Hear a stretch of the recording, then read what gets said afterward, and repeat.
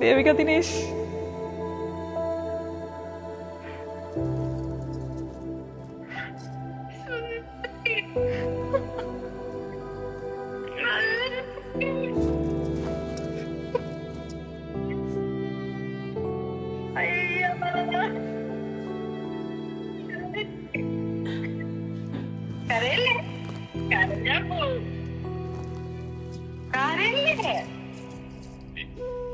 Makeup ഒക്കെ പോവോ ദിവ്യ? അമ്മ ഉണ്ടോ? ചേച്ചിയുണ്ട്. അമ്മ എന്തില്ല? കണ്ടില്ല. അമ്മ കണ്ടപ്പോ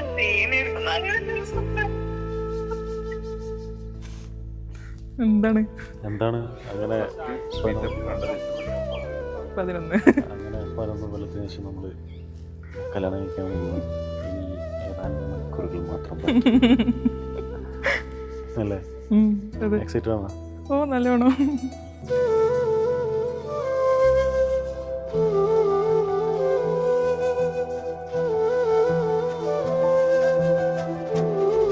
ഇതിനെ കുറിച്ച് എന്ത് പറയാനല്ലേ? എനിക്ക് ഒരു സപ്പോർട്ടായിട്ട് ഫുൾ ഉണ്ടായിരുന്നു. ഇന്ന് ഞാൻ എന്തെങ്കിലും ആയിട്ടുണ്ടെങ്കിൽ ഇത് ഫുള്ള് വിഷ്ണുവേട്ടനാണ്. വേറെ ഇപ്പൊ എന്താ പറയാ, നീ പറ ബസ് സ്റ്റാൻഡിനെ കുറിച്ചിട്ട്. പിന്നെ പിന്നെന്താണ്, അങ്ങനെ പോയി കുറേ പ്രശ്നങ്ങളുണ്ടായി, വഴക്കുകൾ, അത് ഇത് അല്ലേ? ഞങ്ങൾക്ക് രണ്ടാക്കും വേഗം കല്യാണം കഴിക്കണം എന്ന് ഉണ്ടായിട്ടില്ല.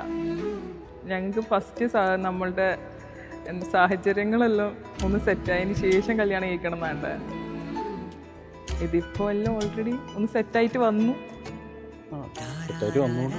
കല്യാണം കഴിക്കാൻ തീരുമാനിച്ചു.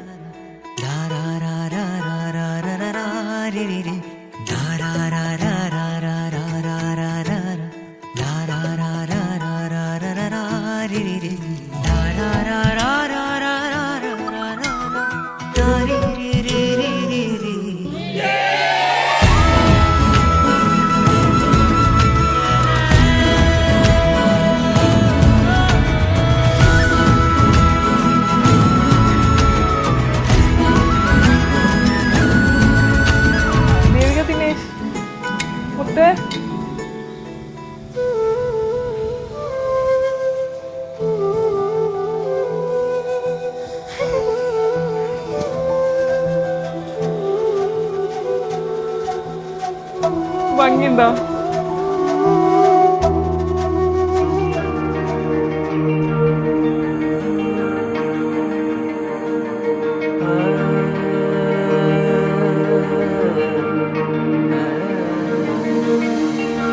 கண்கள் சொல்லும் ஓர் கவிதை என் மனம் கேட்டது. உன் கண்கள் சொல்லும் ஓர் கவிதை என் மனம் கேட்டது. நிலவை போல் விழிகள் விழும்போது என்னை, நிலவை போல் விழிகள் விழும்போது என்னை தொடாமல் தொட்டு சென்ற நேரம் உண்மை. காதல் மலர்ந்திட என் அருகில் மழை சாரல் அடித்திட, பாதம் தெளிந்திட என் வாழ்க்கையில் வண்ணம் நிறைந்திட. காதல் மலர்ந்திட என் அருகில் மழை சாரல் அடித்திட, பாதம் தெளிந்திட എൻ வாழ்க்கையில் വണ്ണം நிறைந்திட. അപ്പോൾ ഇന്ന് നമ്മളെ മാളേച്ചിൻ്റെ കല്യാണമാണ്. മാളേച്ചി എന്ന് പറയുമ്പോൾ എനിക്ക് എൻ്റെ ഒരു കസിനെ പോലെയല്ല, എൻ്റെ ഒരു ഓൺ സിസ്റ്ററെ പോലെയാണ് ഓള്. ഓളെന്താ പറയുക, ഓളിൻ്റെ ഏറ്റവും വലിയ സപ്പോർട്ട് സിസ്റ്റമാണ്. ഞാൻ എന്ത് പറഞ്ഞാലും എന്താ പറയുക, എൻ്റെ എല്ലാ കാര്യവും ഒക്കെ അറിയാം.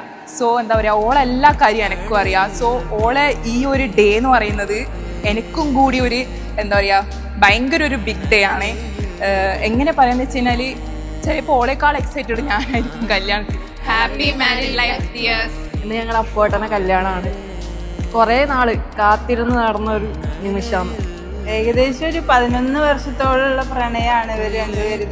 ഇപ്പൊന്ന് ഞാൻ 8ാം ക്ലാസ്സിൽ പഠിക്കുമ്പോഴാണ് എൻ്റെ അടുത്താണ് ആദ്യം പറയുന്നത്. അപ്പോടനും യുവേക്കും ഹാപ്പി മാരീഡ് ലൈഫ്. எல்லாம் என்னை தொடாமல் தொட்டு சென்ற அந்த நொடியில்